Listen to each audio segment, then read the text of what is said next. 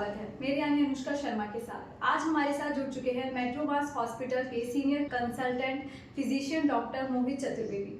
Sir, आपका बहुत बहुत स्वागत है। Thank you Anushka.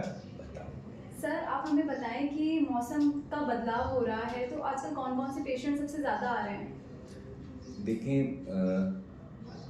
मौसम का बदलाव और सर्दियों में खासकर हमें रेस्पिरेटरी इन्फेक्शन यानी वे इन्फेक्शन, जनरली वायरल इन्फेक्शन जो हमारे सांस के सिस्टम को अफेक्ट करते हैं, वो ज़्यादा प्रेजेंट करते हैं।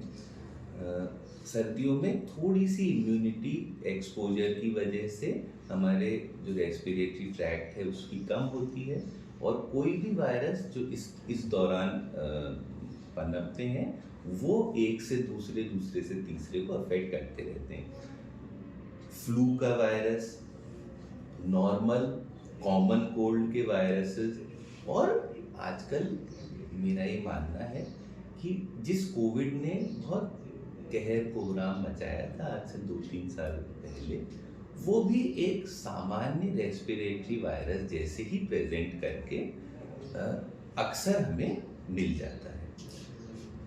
इन वायरस से इनका जो इलाज है वो कतई सिम्टोमेटिक होता है, यानी बुखार के लिए पैरासीटामोल, सामान्य खांसी जुकाम की दवाइयाँ, बेहद ध्यान रखते हुए लिक्विड्स का और खान पान का उपयोग, यानी आपको डिहाइड्रेशन नहीं हो, एक से दूसरे व्यक्ति को बचाने की कोशिश यानी रेस्पिरेटरी आइसोलेशन, ये सब करते हैं तो सामान्य रूप से सभी लोग 5 दिन 6 दिन में ठीक हो जाते हैं। कुछ पेशेंट्स में हमें लंबी खांसी देखने को मिलती है, मगर उसमें भी सामान्य से सामान्य दवाइयों से उसे हम कंट्रोल कर पाते हैं। और खान पान का ध्यान रखना, सर्दी से बचाव, सामान्य जो घरेलू उपाय हैं जिसमें गुनगुने पानी के गरारे, यही इसमें हेल्प करते हैं। सर, आजकल क्रॉनिक बीमारियां कौन सी है जो लंबे समय तक चलती हैं?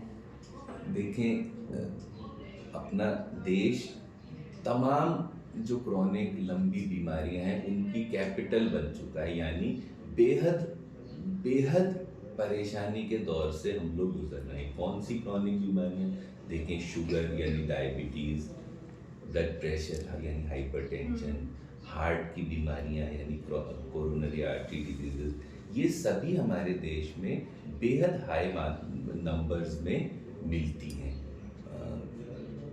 क्यों मिलती हैं? इसका बहुत बड़ा रीज़न, एक तो हमारा जेनेटिक मेकअप थोड़ा मान सकते हैं, मगर उससे ज़्यादा हमारा खान पान, हमारी लैक ऑफ फिजिकल एक्टिविटी, हमारा वज़न, हमें मोटापा, जो सेंट्रल ओबेसिटी जिसे कहते हैं, ये सब हमें इन बीमारियों के प्रति रिस्क पर रखते हैं।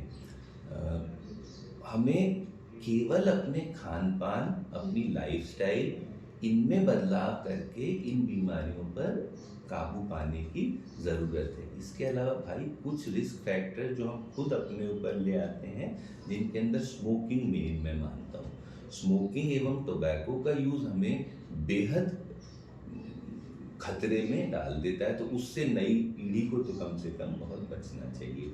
रेगुलर एक्सरसाइज में यदि हम 40 minutes per day 5 days a week केवल ब्रिस्क वॉकिंग भी कर लें तो वो हमारे लिए आवश्यक भी है और हमारे लिए सफिशिएंट है।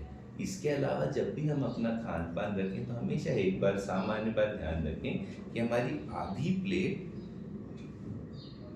सब्जी एवं फलों से भरी हो। ऐसी ही स्वास्थ्यवर्धक जानकारी के लिए हमारे साथ जुड़े रहिए।